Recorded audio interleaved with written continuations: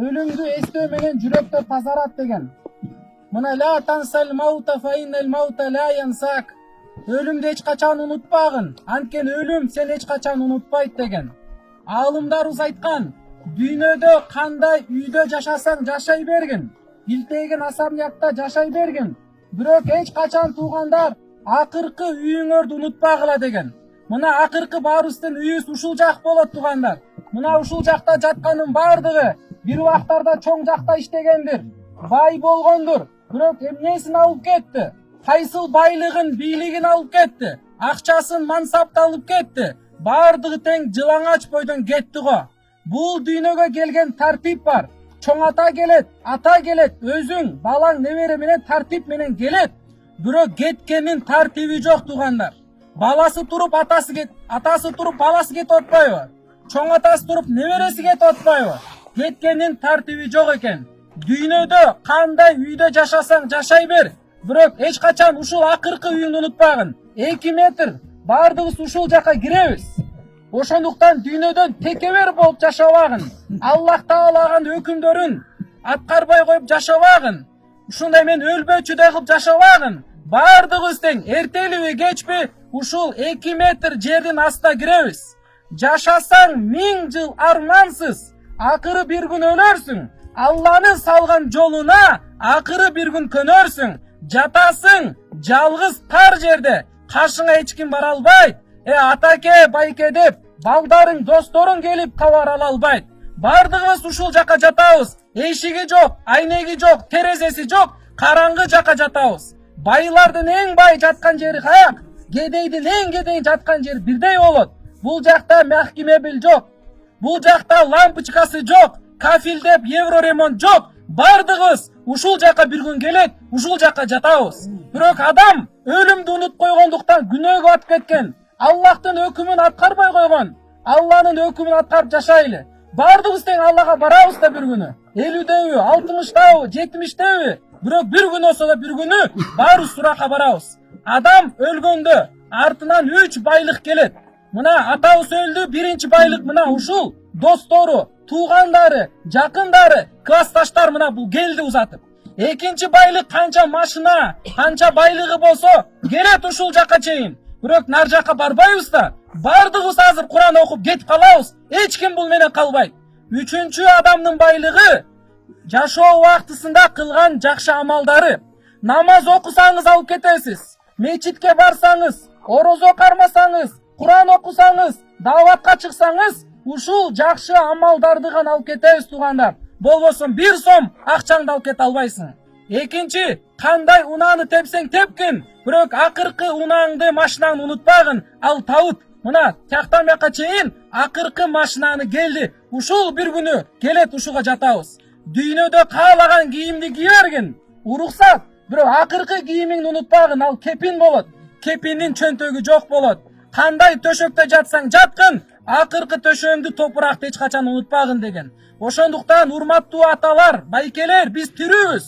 Көзүбүз көрүп атат, дем алып атабыз, сүйлөшүп атабыз. Демек Аллах сизге мүмкүнчүлүк берип атат. Эртең барсызбы, жоксузбу, эч ким гарантия кепилдик бере албайт. Ким гарантия кепилдик бере алат? Эч ким бере албайт. Бир күн келет, биздин дагы көздөр көрбөй калган күн келет. Жүрөктөр урбай калган, баса албай калган күндөр келет. Мына атадан Эрмек атасынан айрылып жатат. Ата бул бейиштин ортоңку дарбазасы. Ким атасын разы кылып бейишке кирип кетсин, ким кааласа атасын наразы кылып бейиштин эшигин жаап алсын деген да. Ошондуктан кимдин атасы болсо, атасын кадырласын, атасына кызмат кылсын, атасынын жүрөгүнөн дубасын алып калсын. Атасы бардын ырыскысы бар, атасы бардын берекеси бар. Бир күн келет туугандар, атаңды таппай каласың. Атаң менен сүйлөшкүң келет, бирок таппай каласың. Атаңдын алтын сөзүн уккуң келет, бирок укпай каласың туугандар. Атасы барлар атасын сыйлап калайлы. Сагынасың эртеңки күнү. Тирүү убагында мындай кылсам болот эле, жанында отурсам болот эле. Кандай жаман болсо дагы, бирок ал атаң да. Ошондуктан урматтуу туугандар, атасы барлар атасын сыйлап калайлы. Атасы өтүп кеткендер, Куран окуйлу. Атаңызга Куран окуңуз. Атаңызга Куран окубай унутуп калдык бүгүнкү күндө. Бир жылда бир окусак окуп коебуз. Кеберкини такыр эле атасын унутуп койгон. Ата, бул дүйнөгө сизге алып келди. Себеп болду, бакты, өстүрдү, чоңойту. Өткөт калгандан кийин аталарды унутуп калабызбы эмне? Ушул аталарыбызды дагы балдары Куран окуса атасына таажы болот кыяматта. Атасына таажы кийгизилет, атасына кымбат баалуу кийим кийгизилет. Качан? Эгерде балдары Куран окуган болсо.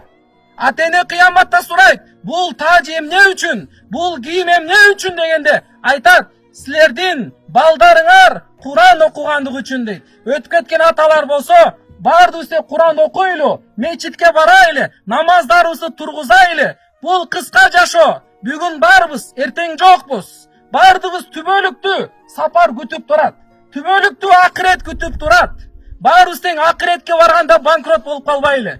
Бул дүйнөдө бирөөнүн үйү жок болсо мейли, 60 жыл кыйналды, 70 жыл квартиралап кыйналды. Бирок эртең акыретке барып алып, аякта үйүң жок болуп калса, мына ушул эң чоң проблема ушул. Ошондуктан ушул бейишке барыш үчүн оңой эмес. Бул дүйнөдө мына кичинекей там салам деп 10 жыл, 20 жыл адам кыйналат. Кичинекей там салам деп. Гилтейген бейиш жөн жок эле берилип калмак беле туугандар. Ушул бейишке барыш үчүн келгиле, намаз окуйлу, мечитке барайлы, арамды таштайлы, аракты таштайлы, иман жолуна келейли. Жыргай турган жер, эс ала турган жер, бул бейиш болот туугандар. Бейиш, аякта иш жок, аякта жумуш жок, оорумай жок, кыйналмай жок, өлмөй деген жок, карыз деген жок. Мына түбөлүктүү бейиш деген Алла убадалап койгон. Ушул бейишке кириш үчүн бир аз эле намаз окуйлу, иман жолуна жүрүп, Алланы разы кылып калайлы туугандар. Аллах Таала баарыбыздан разы болсун, күнөөлөрүбүздү кечирсин. Аллах Таала Карыпбай уулу Асанбек атабыздын дагы күнөөсүн кечирип, Алла даражасын көтөрсүн. Азыр Куран окуйбуз биринчи атабызга, экинчи кыскача Куран окуп, ушул жакта жаткан жана жер бетинде канча мусулман аталарыбыз, апаларыбыз, бир туугандарыбыз өтүп кеткен болсо, ошолордун баардыгына багыштап бир Куран окуп коелу. Баарыбыз тең ушактан урматтуу тууган, дагы үлгү алышыбыз керек. Бүгүн биз бирөөнү жуунтук, эртең бизди жуунтат. Бүгүн биз бирөөнү узатабыз, эртең бизди ушинтип узатып кетет. Бул жакта турганын баардыгы бир күн келет, ырыскыз түгөнөт, баарыбыз тең кетебиз. Ошондуктан пайгамбарыбыз айткан, эң акылдуу адам ким? Кимде ким өлүмдөн мурда өлүмгө даярдыкты көрүп калган болсо деген. Мына Асанбек ата дүйнөдөн кетти, эмне болот эми? Эми азыр мүрзөгө алып барабыз. Мүрзөдө 2 метр жердин астына көмөбүз. Кайра кеткенден кийин 2 периште келет, Мункар, Накир периштелер келет. Алар келип 3 суроо берет. Биринчи суроо: Ман Роббука, сенин Кудайың ким?